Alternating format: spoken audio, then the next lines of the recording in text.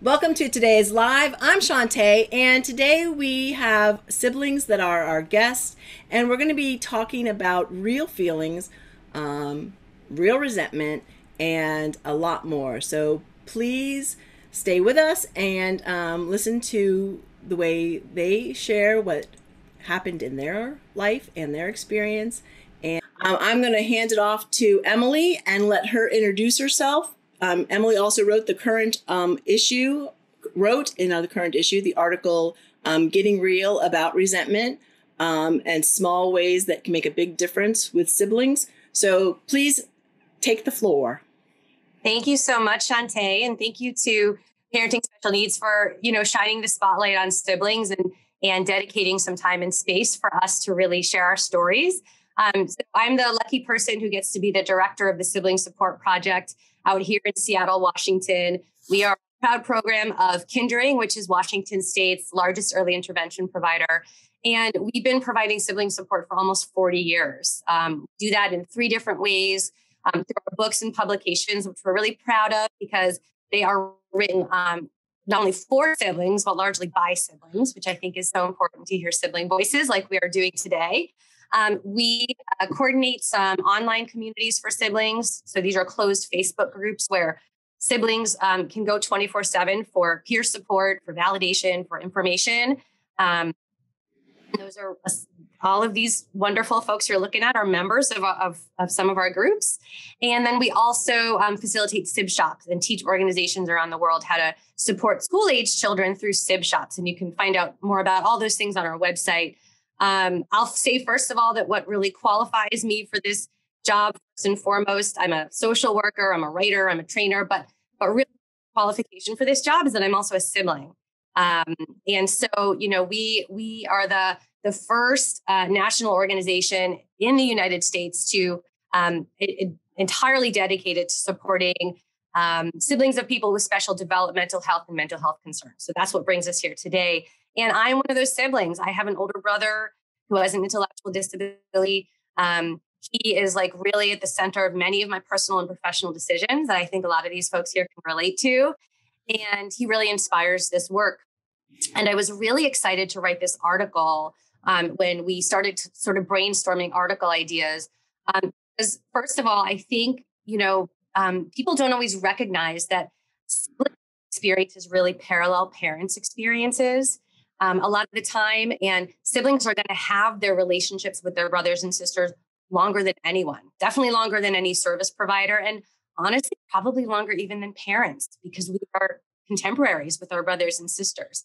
And so the work that we do is largely to promote awareness of the important roles that siblings play in their families and their communities, and how we as siblings need support the same way parents do. And so really, I loved about this article when we were talking, Shantae, and brainstorming, is that this was an opportunity to get real about resentment, right? A topic that no one likes to talk about. I think just, as a society in general, we have trouble talking about anger. I think that can be even more so for women sometimes, for sisters. And then depending on your cultural background, that can be even more the case. We don't talk about not only our feelings, but we definitely don't talk about those bad feelings. Siblings who are, I think so often we are the folks who are trying not to rock the boat, trying not to add to the perceived burden of our parents, because they've got so much going on with our siblings with disabilities. We don't really talk about our resentment very, very easily. And I think a lot of the people we're about to talk to can speak to that, and certainly did speak to that in the article. So I love that. And then also the opportunity to share some really small, simple tips for parents, service providers, and anyone who cares about siblings to help us sort of navigate that resentment and to help to minimize it. How do you process that and how do you move on? And the good thing is with siblings, the good news is that bottom line, a little goes a long way. I think you guys will all agree that there are so many little things that parents, providers, people who care about us can do to really help us with that resentment. So I don't want to take up too much more of the time. I am going to pass it off to Chelsea, because I know you can't stay for the whole time. And Chelsea is on the cover of the issue. Chelsea is the first sibling we meet in the article. So Chelsea, take it away. Yeah. Hi, I'm Chelsea. I am from Connecticut, and I work as a registered nurse. And I am a triplet with two brothers with special needs, one with hydrocephalus and chronic brain injury, and then the other one is on the autistic spectrum. I would say, do you guys want me to talk a little bit about just like my resentment? Yeah, I think you should. If you don't mind, go ahead, because I wrote down. Yes, go ahead. Okay.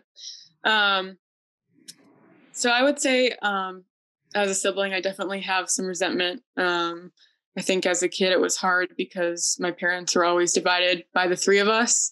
And my brothers had some needs that were a little bit more important at times than mine, which I understand looking back at it.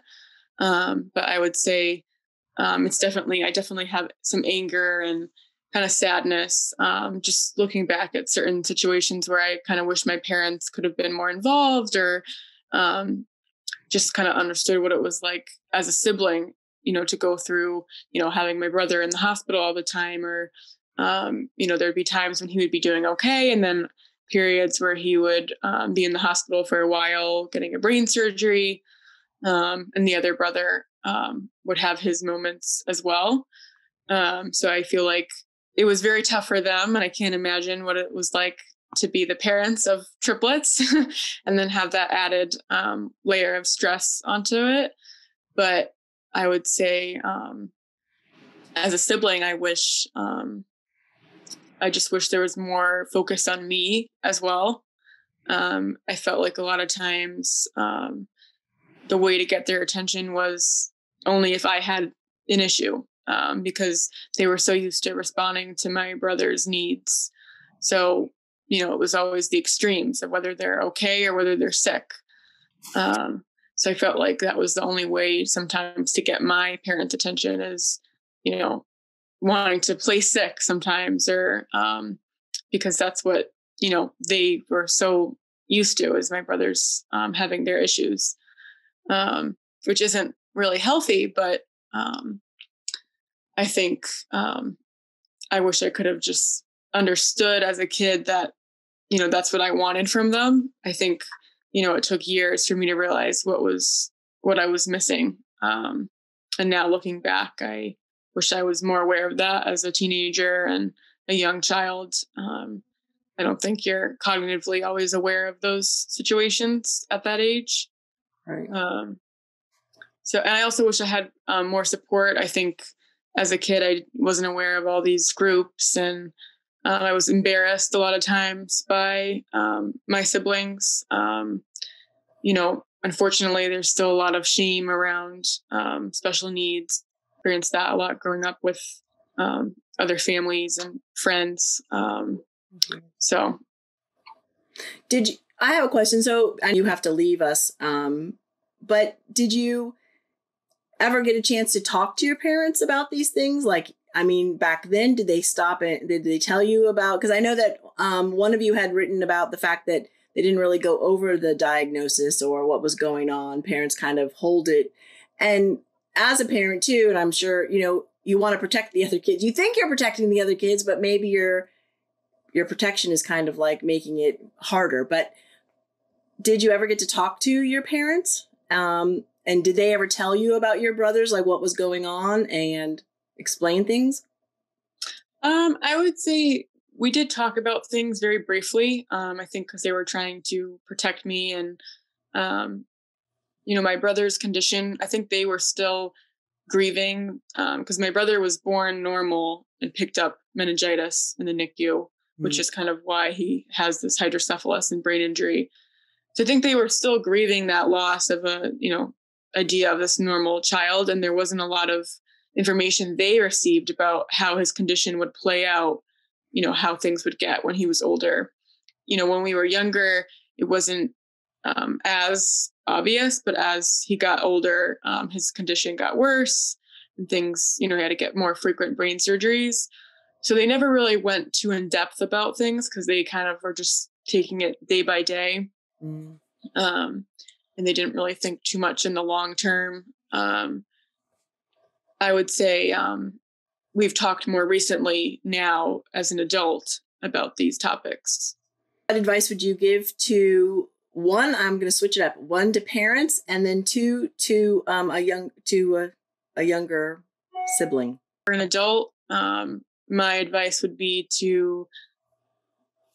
I don't know what it's like to be a parent with special needs, but as a sibling who's experienced it, I would say my biggest advice would be to be present in that kid's life as well, to take time, spend time alone with them, to think about, okay, well, what are they going through? What's the normal, I don't know if you're 5 or 12 or 18, what are the normal milestones and things that could be stressing that kid out?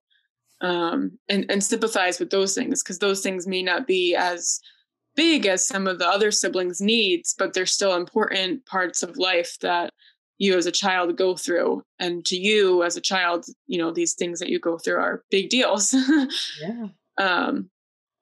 So I think just, still being there for them and treating them fairly. I think a lot of times as a parent, the expectations can be different for the sibling that's more normal versus the sibling that has some special needs.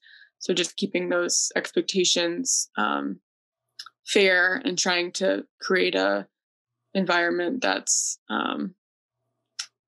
healthy for everyone, not just the special needs sibling, trying to incorporate the other child's needs as well. For another sibling or younger sibling, I would say the biggest advice would be to think about these things and not ignore these feelings, and to talk to other siblings, join groups, or see a therapist. So I think as a kid, you're not really aware of how these things are maybe affecting you. And then once you get older, you are like, oh, that did affect me. So even just raising more awareness for the parents to preemptively just have like a safe space for the sibling to talk, even if maybe they don't think it's bothering them, but maybe they just aren't aware of, how it's affecting them. Wow. Thank you. That's awesome. Do you want to pass the mic to yes. the next person? I will pass it over to Crystal. So Crystal, please introduce yourself. So I'm Crystal Mendez Covington. I'm married, and I have a brother with autism. And I'm also a parent of 2 kids. My son has autism as well. So now I'm in this interesting experience of being a sibling and a mom. And you hear my kids in the back. No worries. No worries. I'm also an occupational therapist. Wow. So, and I work with in the public school with special needs children. So I feel like this is kind of my world, and I'm just very surrounded by the whole experience and situation. I don't know what else to add, or if you have a question. That you have a lot of experience then. So I would imagine your experience from having a sibling and then now having children and being a therapist, are there things that you wish maybe in your childhood as a sibling you wished you would have had a little bit more of a handle? Really good question.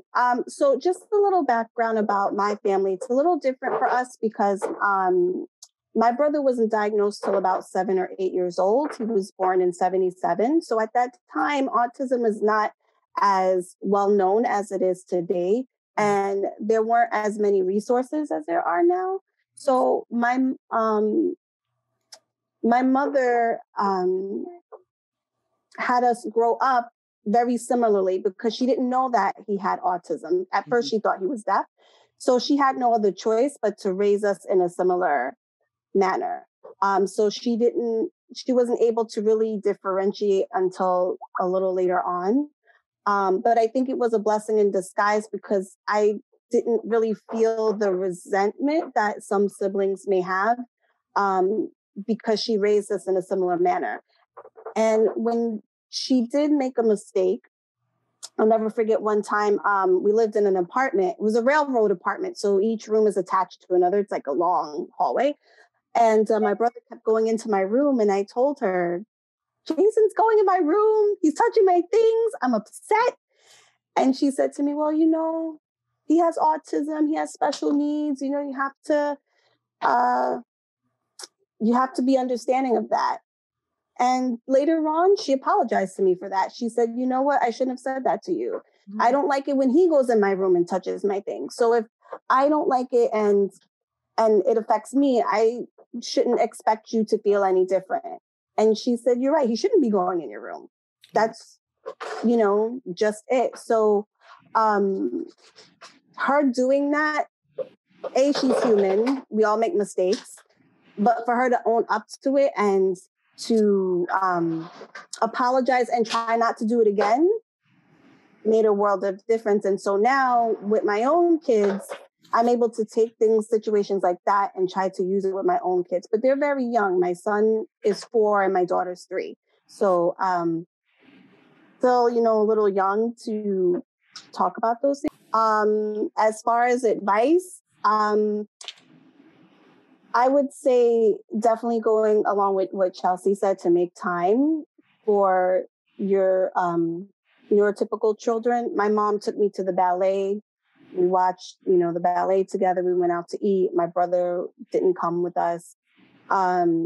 So she always made time for me, and she always kept the door of communication open.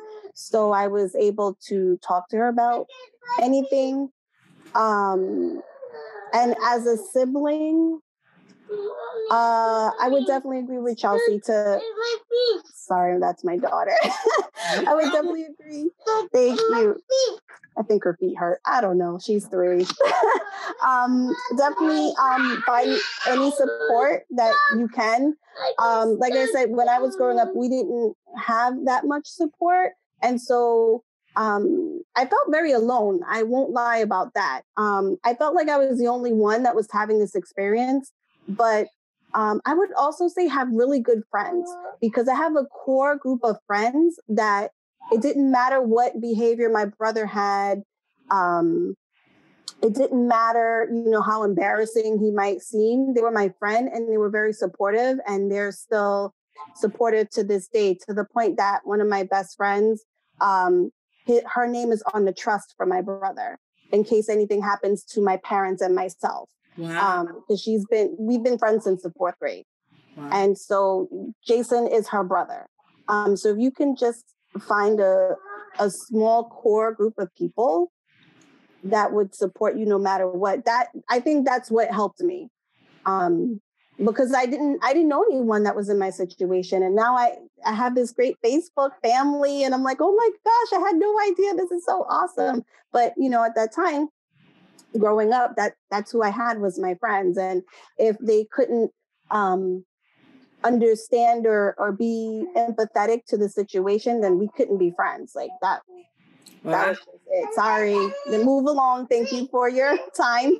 And that's how you always felt? I mean, that's pretty awesome, because Oh yeah. Even when it came to dating and marriage, luckily my husband is very supportive, but it was like, and this situation is not for everyone. Let's be clear about that. And I totally get that, but we're a package deal. So, I can't, she's singing now. I can't, befriend someone or be in some sort of relationship with someone and totally exclude my brother. He's all that I have. He's my only sibling. So there was no way that I was going to push him aside for a person. And I have, to be 100% honest, I have let go of some relationships because they could not understand or deal with or interact with my brother, or maybe they just said something that was inappropriate. And I was like, you know what? Thanks, but no thanks. So I want to ask on that, because I think that's important, because with parents now, did your mom or your dad talk to you about your brother and say, hey, I mean, did they explain like how handle friends, or did you just come up with that on your own? I mean, because I think, well, I know I had to talk to my daughter when. Right. So that's a good question. My mother would tell you that because my brother's 3 years older than me. So my mother would say, even as a child, I was telling her how to work with my brother. So, and she had to remind me that I'm the daughter and she's the mommy and she knows what to do. So I think it was something that was a little bit innate with me. But they did have the conversation. They did say that, my brother has autism and did explain it to me. And that kind of helped because then I was able to explain to other people. But again, at that time, autism was not that big. So the only thing I could compare it to was Rain Man, the movie Rain Man. Yeah. And that helped a little bit, but not much. So yeah, we did have that conversation. But as far as having relationships with other people, that was a little bit innate. And my mother, thank goodness, had the foresight to see that I was going to have a family, that I would probably get married one day, and that they had to set up things for my brother so that I could have my life and my family. Because I told them, well, I'm going to get married and Jason's going to live with me and my husband's going to love it. And my mother was like, no. No. And thank goodness she had that foresight, because now I have my own family. I have now a son with autism, and I have to help my own family. Not to say that I don't see my brother. We see him once a month. He lives in a group home. He loves it. He comes home. He knows his niece and nephew. He's still 100% a part of the family. But now my role has shifted. And she was able to see that coming down the line before I even could. So I'm very thankful for that. Yeah, that's great. Yeah. All right, we're going to let you pass the baton. You know what? I'm going to hand it off to Jennifer over here. Hi, Jennifer. Welcome. Hi, welcome. Thank you for having us. This is like a dream come true. It is something you guys are soothing the 6-year-old inside of me. So thank you for pulling all this together. It's really amazing. And I'll do it again tomorrow and the day. It's Emily. So thank Emily. She did it all. It's terrific. It's really great. And so much of what Chelsea and Crystal have said completely resonate with me. I mean, it's like holding up a mirror and seeing my tribe reflected back in me. So this is really terrific. Thank you. It's very important work for us, but also in developing a future where we can all really thrive. So I currently work in higher education for the past 2 decades. And for a decade before that, I worked for a nonprofit organization serving people with intellectual and developmental disabilities. And I did mostly like employee training and development, and then career services, finding employment opportunities in the community for our adults who were capable of that. And then I moved into higher ed to do career services with students, college students. And now in career services, if you're doing everything right, you have a lot of contact with the alumni because they should be coming back and offering internships and jobs. So now I do alumni and government relations for a university. So I'm a relationship builder and I'm a storyteller. And one of my and I think my experience with my brother absolutely shaped everything that I do now and forms all of my decisions. Like Emily was saying, that resonated very deeply with me. And one of the really difficult things when I was a kid is I had no idea what was wrong with my brother. I'm in my late 50s. My brother's a year older than I am. And so the 60s were the bad, bad old days. And they weren't as bad as the 50s, but they were still really bad. There were, no supports, no services. The only resources offered to my parents were institutionalization for their beautiful child, which was really awful. not going to happen in our household. But I mean, he was denied an education. He couldn't even go to school. My parents had to create a school with a bunch of other families and support all of this. And my mother had to, my father did bingo to, they were just so busy all the time. My mom was a volunteer coordinator. My dad did a lot of fundraising things. So the family really centered around my brother, his disability. But my parents are not natural born teachers. They're not really great at explaining things. And of course, a lot of information was completely elusive at the time. Children with disabilities were considered pretty much subhuman at the time. And there was a tremendous amount of shame and blame. So if you had a child with a disability, what did you do wrong? I know. What did you do to bring this upon your family? And how come you're not fixing it? Because people were just so, and I think that is born out of complete fear because people just didn't want this to be something that could happen to them. And that's the reality. There, by the grace of God, go all of us. This can happen to anybody. If parents weren't doing anything special. My brother is, they really tripped and fell over a diagnosis, but he clearly has a lot of autistic tendencies. He has an intellectual disability, he's intellectually disabled. He operates at about a 6-year-old level.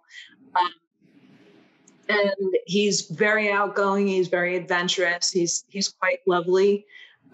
And the two of us are great friends. But I really was quite annoyed that he seemed to be king of the castle, and that whatever no matter what outrageous thing he did, he really didn't get in all that much trouble for it. And I felt like if I put a coat on the back of a chair rather than in the closet, it was as if I had killed the Pope. So there was and I really couldn't figure out what was wrong with him. And they really didn't explain what was wrong with him. Mm-hmm. And so there was, I had this sense that he's doing it on purpose to throw me under the bus, to make me look bad, to get me in trouble. It was like this, why am I being like gaslighted here? What's going on?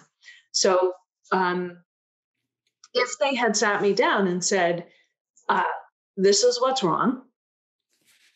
This is how you can manage it. This is what we expect. This is what the family has to do. These are the resources we have. These are the ones we don't have. That would have really helped a lot. Just that honesty and that forthrightness. My parents were pretty resourceful, and they were really, they're both very outgoing. They're both really easy to be around. So they had a lot of wonderful friends who were amazingly supportive. And they're both the oldest for all of their siblings. So their parents and their siblings were incredible. But I really felt persecuted. I felt like I was, doing something wrong and that I was in trouble and that things were extremely unfair. My parents are also of Irish descent, so you're not allowed to complain, ever. It's a sin. And boy, are you vilified for complaining because you're ignoring your blessings. They're also very Catholic. Wow. Whew. So, anytime I would complain about something, they would say, how could you possibly complain? You have everything you need. You are going to be fine. Look at your brother, So your voice was completely silenced. And I did feel badly. I saw them working very hard to do things that to take care of us. My dad worked 3 jobs. He was gone an awful lot. And my mom was, constantly volunteering. She even had to be like the bus driver for Scott's school, and she picked up other kids in the area to drive to school. So I had to go with her. And so I saw them working very hard. I knew that they weren't just being neglectful. But my advice to parents would be, if you can't spend a lot of independent time with your child, because that absolutely is really, really important, then you need to find other family members who can fill in and make this special space for them. And my grandparents were wonderful. My aunts and uncles were really cool. My grandmother was from Ireland, and we lived next door, so we would have tea parties. Oh. Just me. Scott wasn't invited. And so I used to call it Grandmom Kelly's tea parties. And they're still like one of my most amazing memories. And I could just blah, blah, blah, blab about whatever. And that was, things like that really saved me. And it really made me feel important. Wow. You're making me cry. I mean, that made me cry, just that you have to hold in emotions and feelings. I mean, I know that it happens, but, I just want to pipe in here too, as a parent, like, now that you just said that, I'm thinking back to my family, and sometimes they would take my older daughter who doesn't have special needs and do things with her. And I was grateful to that. But sometimes there was a little tinge of, they never included the special need child. So to me, I mean, I hear your side, but I kind of think too, like, they've never once invited her to go anywhere with them. And now, I'm not saying my whole family, but certain family members, you know what I mean? Where the other one gets taken and can go away for the weekend or whatever, and this one is never offered, so I know, not the same. But, you guys, that made me cry. I don't have a tissue. Shantae, just to chime in on that, we find that, thank you for sharing that story. And I know Chelsea just shared in the chat, Chelsea has to go. Thank you, Chelsea, but your grandma and your grandpa were your support system. It can be so important for siblings to have like a trusted adult who might not be a parent who's really busy, but have a trusted adult who can maybe spend some time and do those kind of have those special moments. That's huge. Annie, were you the one who had the story about the teacher? Was there one of your sister's teachers did that? I don't know if you want to share that at some point, but I'll be quiet now. No, that's fine. Jennifer, were you done? Do you want to pass it along to Annie, and I'll go back. I do want to hear, like, what would you, well, I think that's what you said maybe, but I'm putting words in your mouth as far as what you would recommend for parents is to make sure it's okay. And the other thing that I would recommend to parents is really think about the future for your neurotypical child. I mean, there's a reason that I did career services, employee training and development, because I taught myself how to create a future for myself.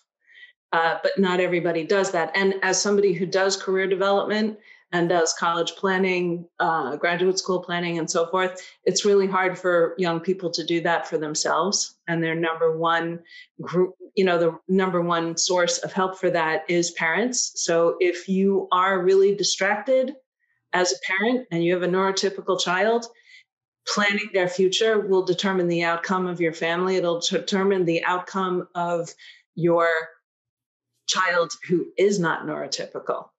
So if you don't plan for the future of the neurotypical child, this child is much more likely to abandon the family for good, run away, and take care of their own needs. So it's really important to secure the future and think about that on a regular basis, because that's the thing that will save the sibling without it.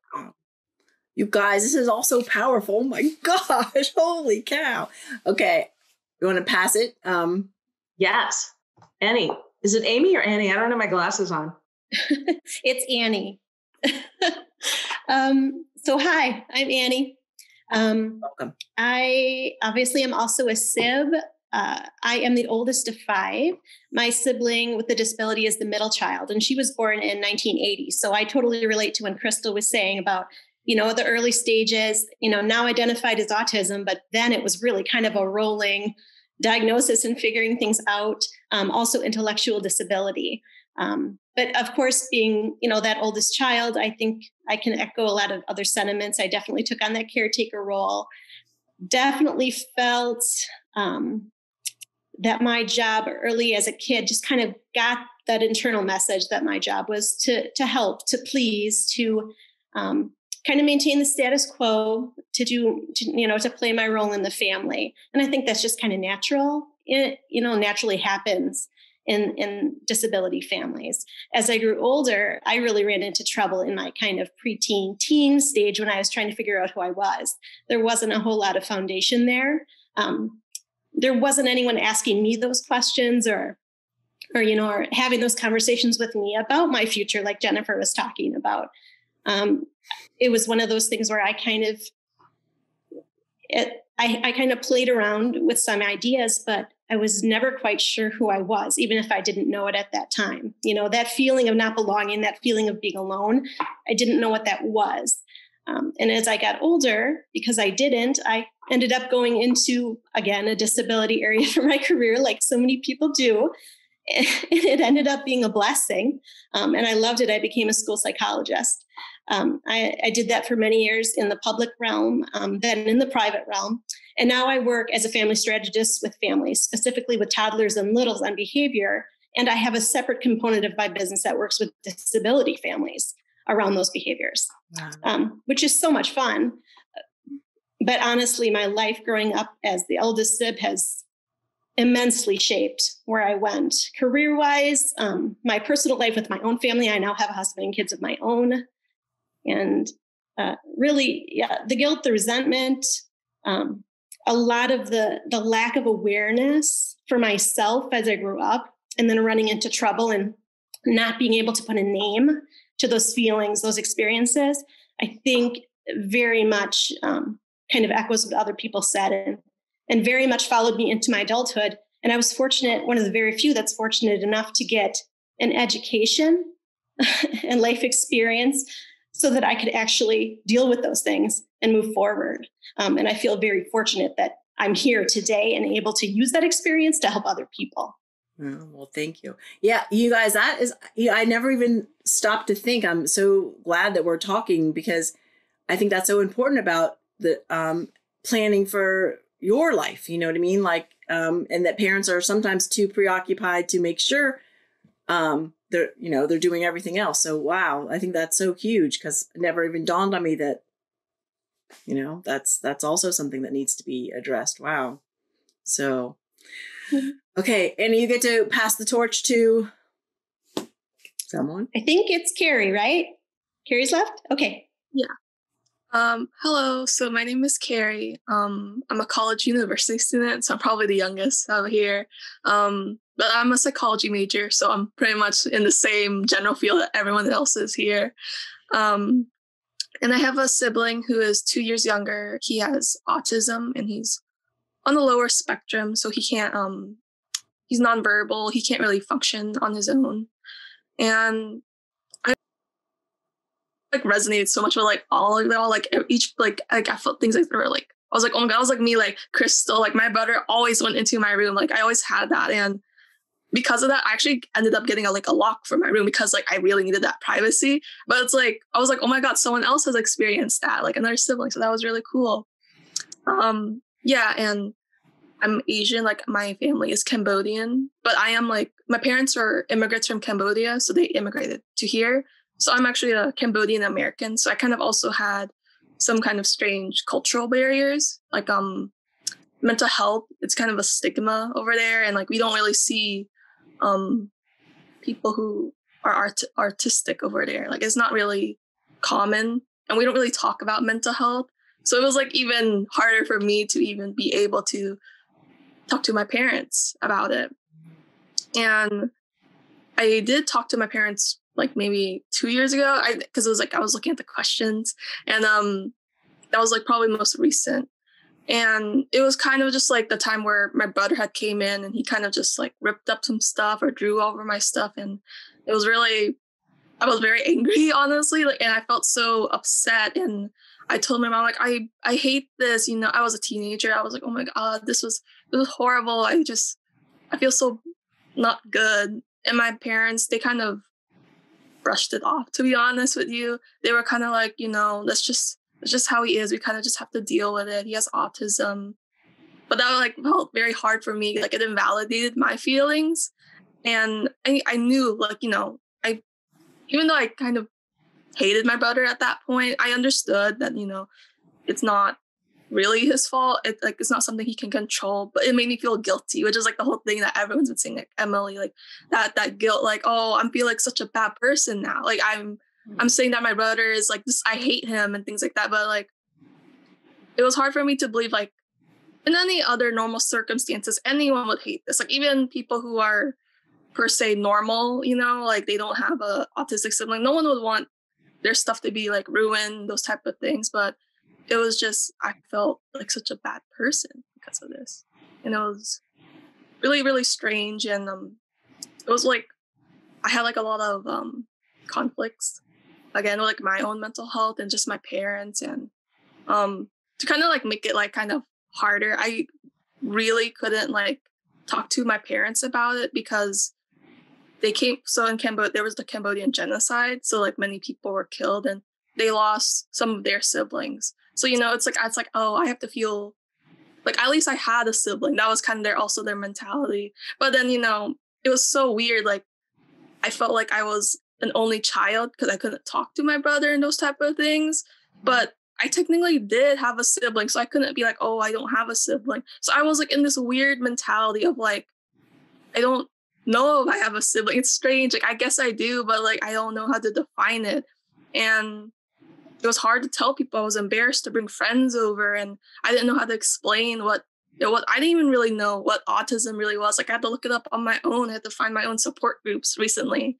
And because no doctor, my parents, perhaps also because of the English fluency, those type of things, they couldn't explain it, but they never really sat down with me. And I also wish like a doctor or something would be like, hey, are you okay? Those type of things. I had that happen once because of a social worker. And it was like great, honestly, because they didn't even know some things that they learned about my brother, and it helped them like be able to give him help. Like I brought this up with Emily and like the other thing that we had, but there was a time my brother was like opening the car doors, and like my parents didn't know what to do with it, and they obviously didn't tell the social worker, perhaps because of shame. They didn't know what to do, but I told him, and he was like, oh, that is like very dangerous, you know. And they gave us tips and helps, like the child lock and all those things.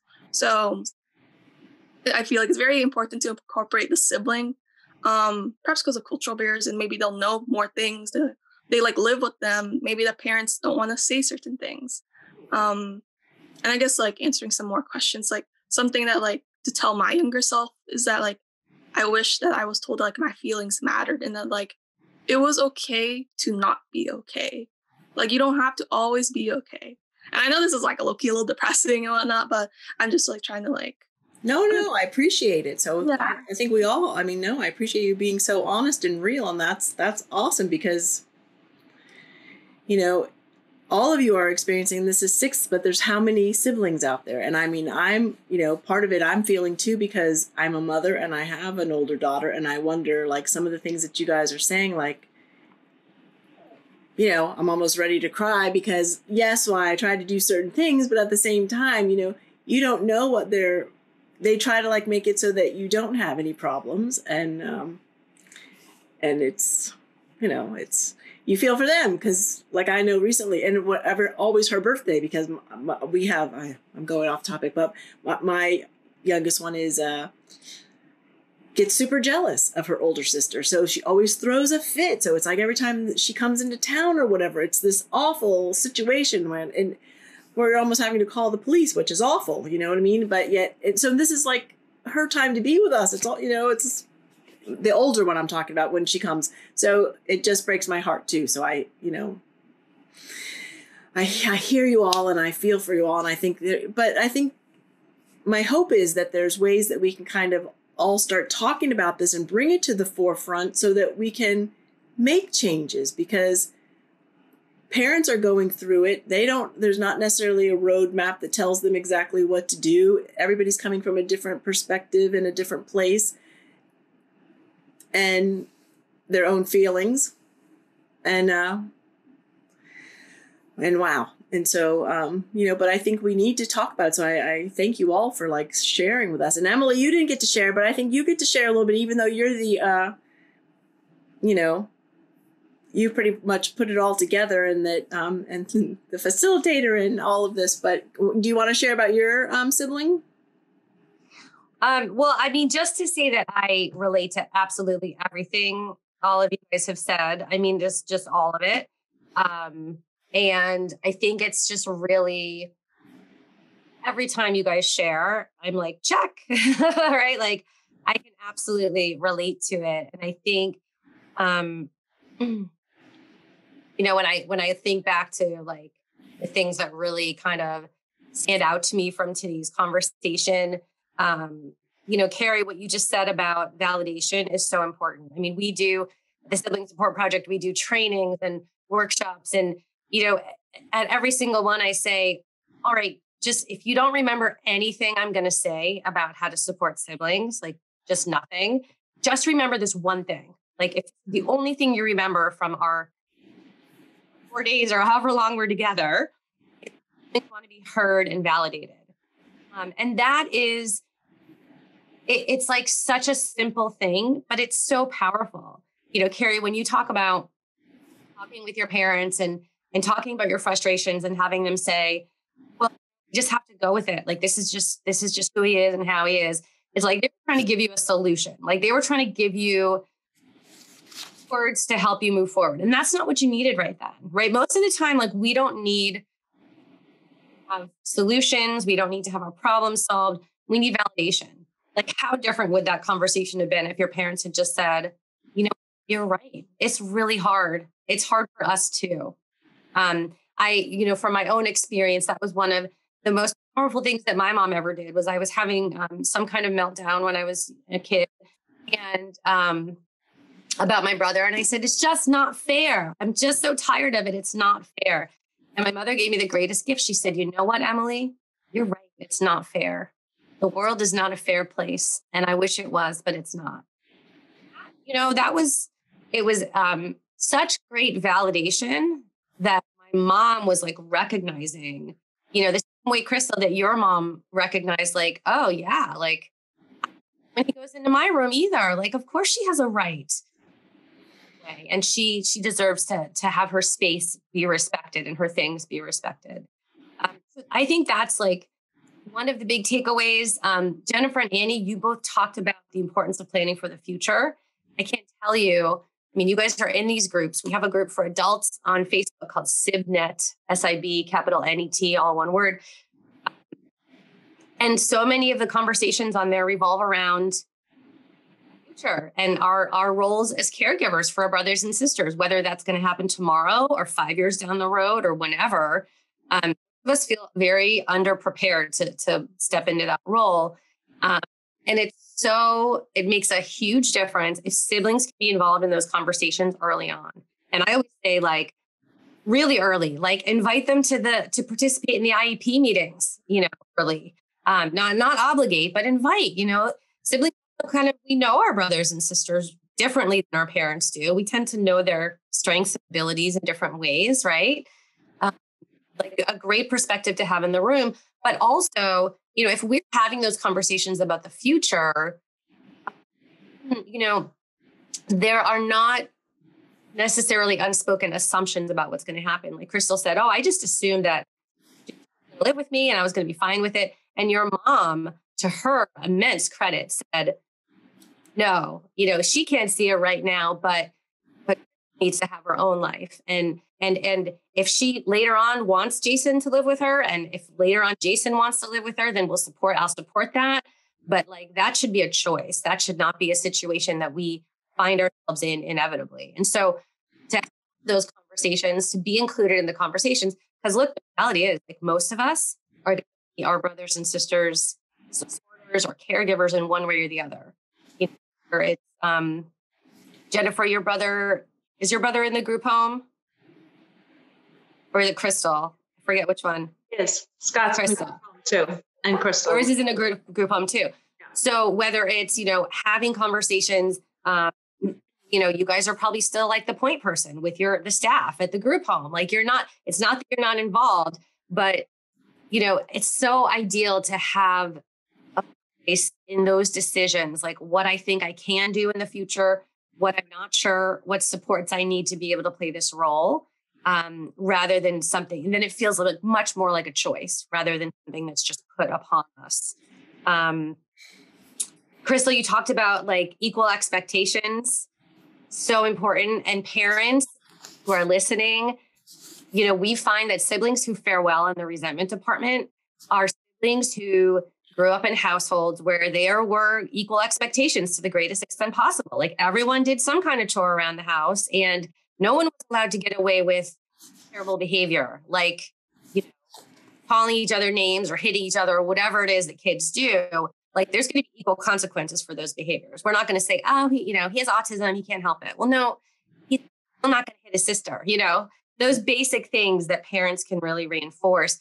And also family life revolves around something other than just the disability, right? Whether it's like camping or music or sports or whatever it is that family is something that's kind of the glue. And Annie, I really want to talk about, my brother was born in 1971, so he's even older. And there was like nothing in the 70s. And we also did not have a diagnosis for my brother until much later, until he was in his 30s. He was an adult. I mean, we never had a good diagnosis for what was wrong with him, right? I use air quotes because, well, isn't there something wrong with all of us in some way? But anyway, you know, we didn't have a diagnosis and that was really hard. And so I really resonate with the idea of that information. And that is, we know from the research that is like the number one way that the sibling experience parallels the parent experience is the need for information about the disability. Because kids get that from doctors, you know, unless it's the 70s or the 80s and the doctors don't, you know, they're figuring it out. Still to this day, parents sometimes have a long road to getting a clear diagnosis and a treatment plan. Right. Why a lot of times they don't share information with their kids. But siblings rely on parents for information. You know, parents have experts, they have doctors, they have clinicians who talk to them about this. You know, if siblings were lucky, their parents are the ones sharing the information about the disability. And so really, really important. You know, even to say like, we don't know exactly what's going on with your brother. We're working really hard to figure it out. Because they need to have language to be able to explain the disability to themselves, but also to other kids who don't always ask in the nicest of ways. So that need for information is hugely important. And all the other things you guys talked about, embarrassment, isolation, feeling like I'm an only child. I saw everyone nod to that one because we didn't have like typical relationships with our brothers and sisters. Now, my brother is my biggest fan. He will always have my back. We love to watch James Bond movies together. Like we have our things. He did not have the same kind of reciprocal relationship that I saw my friends having with many of their brothers and sisters. We didn't talk about our dreams for the future. We didn't gossip about the kids at school. You know, he didn't give me advice on years older on, you know, going to high school and what that was going to be like and which teachers I wanted to avoid and all that stuff, you know, things that I saw my friends enjoying with their siblings. So I think all of that is really, really valid and true. And as you guys were talking, I'm taking notes and I'm like, these are all like so common for siblings to experience. And it's so lovely that we have a space to like acknowledge that and share that and be together. So I just appreciate all of you so much. Yeah, I appreciate you too. And before we kind of sign off, I want to ask too, like, just because I think for the younger families that have younger children, this is something that I struggled with as a parent. I want to ask how you guys would handle it. Like, how would you want your parent to share, to tell you about your sibling's disability? Yes. But then also how to explain it to your friends. Like, would you want help with that? Or would you kind of like, because it is a big problem with embarrassment and not wanting your friends to be around. And, and people handle everything differently. Different families handle things differently. And I'm not even talking about our families, but other families. So any suggestions or advice on that? Any tips on how you would? One of the things that was really hard for me in building sibling relationships was, you get to be friends with someone and then you spend more time together And usually that's at one or the other's house. And then if you can't do that, that relationship doesn't go further. So then it's really hard to create strong bonds with your peers. And then that impacts the rest of your life. Okay. You wind up not having strong relationships with people throughout your life. And that really impacts your future negatively. If you're not able to, bond with a partner for the future, you wind up being very, very alone because you have this wall up you can't get past. So it's really important for parents to help children to explain what's going on with the other child, and to help them explain it to friends so that they don't. I used to trip and fall over, someone saw Scott doing something strange. They'd be like, "What's that about?" And well, he's a special child. Like, what is that? It was really hard.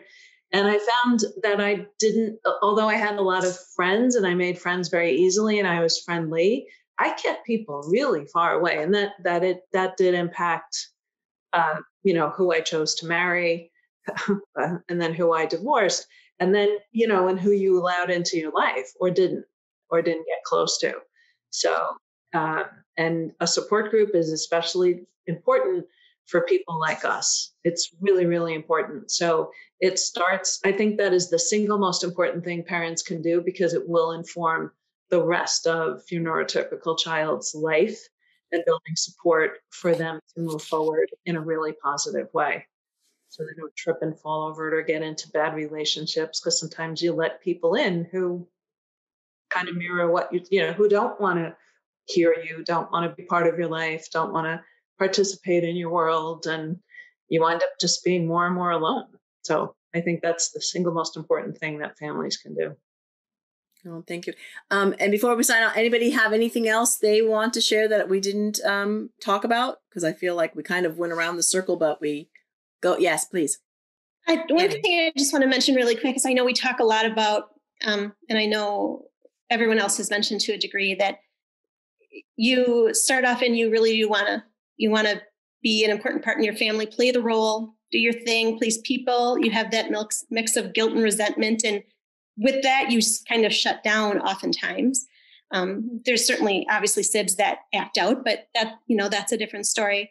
I guess my thought is I really would encourage parents that if you have a typically developing child, especially as young as say 4 or 5, and they are that really helpful, kind, empathetic, resilient, all these great qualities you see, which are great qualities to have, I would encourage them to dig a little deeper, to have deeper conversations, to ask deeper questions. Because I know as a parent myself, I know how easy it is to say this child or this problem is more pressing. This one can wait. But what inevitably happens in a disability family is the typically developing child waits for years and waits and possibly never gets addressed. And by that time, they are unable to advocate for themselves. They are unable to ask for what they need.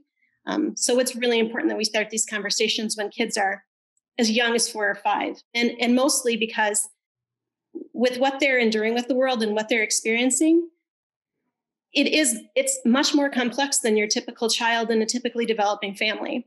And they don't have the brain capacity to know how to deal with that. So they just keep it in. It's really important that we dig a little deeper, that we ask the right questions, and that we get the help for them at that young age, not waiting until they start to display behaviors or have difficult relationships in adulthood. It's really important to address it proactively. Wow, thank you.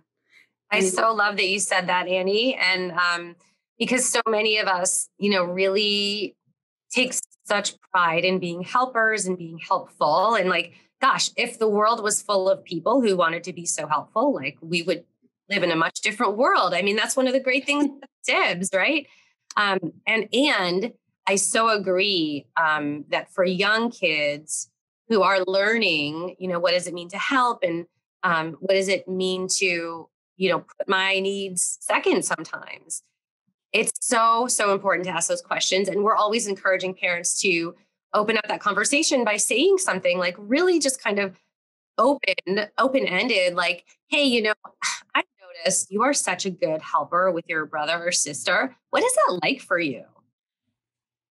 Leave it there. And if the sibling says, oh, it's really great, I like helping out, and maybe to say like, are there any parts of it that are hard sometimes? You do a lot to help.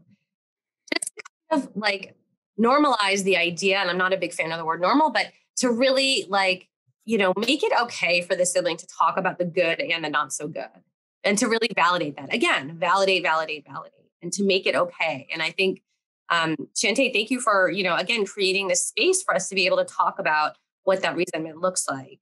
And how we can kind of recognize it, but then also do these little things that really make such a big difference. Yeah, no, I love the article too. So you guys can, we'll put the link down below too for all of the small ways that you guys said that could help. But this was so informative and so wonderful for you all sharing. So we're gonna have to do it again another time. But I thank you so much for being here. And Emily, thank you for pulling everyone together. All of you, thank you for being with us. And thank you for being wonderful siblings and everything. So thank you so much. And we will see you, and happy National Siblings Day is April 10th, right? And don't forget to check, and you guys already know about SIB Support Network and all of those things. But thank you so much, and we will see you guys next time.